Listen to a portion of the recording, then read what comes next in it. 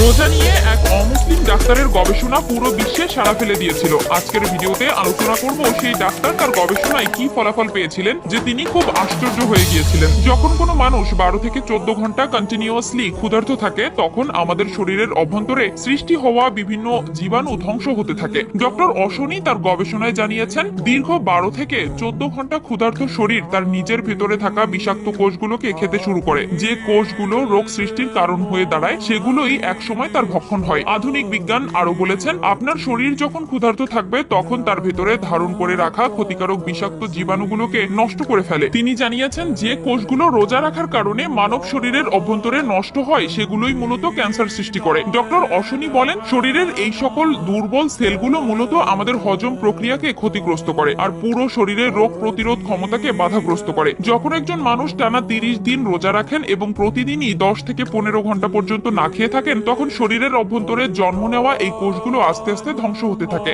সাংবাদিকরা তাকে একবার জিজ্ঞেস করেছিল কতদিন পর্যন্ত ক্ষুধার্ত থাকা প্রয়োজন পুরো শরীরের সবগুলো বিষাক্ত কোষকে ধ্বংস করার জন্য। তখন তিনি উত্তরে বললেন যদি আপনারা বছরে কমপক্ষে 25 থেকে 30 দিন কন্টিনিউ ক্ষুধার্ত থাকেন তাহলে আপনার শরীরের অভ্যন্তরে ক্যান্সার সৃষ্টিকারী বিষাক্ত কোষগুলি কোনোভাবেই সৃষ্টি হতে পারবে না। তিনি বললেন একটি রোজা সাধারণত 12 থেকে 14 ঘন্টার হয়ে থাকে যা এই বিষাক্ত কোষগুলো ধ্বংস করার জন্য একদম পারফেক্ট। কেননা রোজার মধ্যে কোনো কিছু পানও করে না আবার কোনো কিছু খায়ও না, আর আমাদের শরীর এই প্রসেসটি কমপ্লিট করতে 1 মাস সময় নিয়ে থাকে যা আল্লাহর 1 মাস রোজার মাধ্যমে প্রমাণ দিয়েছেন। রোজা প্র্যাকটিস করা মানুষদের ক্যান্সার হওয়ার সম্ভাবনা 0.1%, কিন্তু বেরোজগারীদের ক্যান্সার হওয়ার সংখ্যা দিন দিন বেড়েই চলেছে। রোজা রাখার ফলে 30 দিনে আমাদের শরীর পুরোপুরি ভাবে বিষমুক্ত হয়ে যায়। বিষয়টি এমন যে রোজা রাখার ফলে সারা বছরে একবার আমাদের শরীর সম্পূর্ণরূপে মুক্ত এবং পরিষ্কার হয়ে যায়। আজ থেকে 1400 বছর আগে আল্লাহ রাব্বুল আলামিন প্রত্যেকটি মুমিনের উপর 30 দিন রোজা রাখা ফরজ করে দিয়েছেন। আল্লাহ বলেছেন তোমরা যদি রোজা নিয়ে গবেষণা করো দেখতে পারবে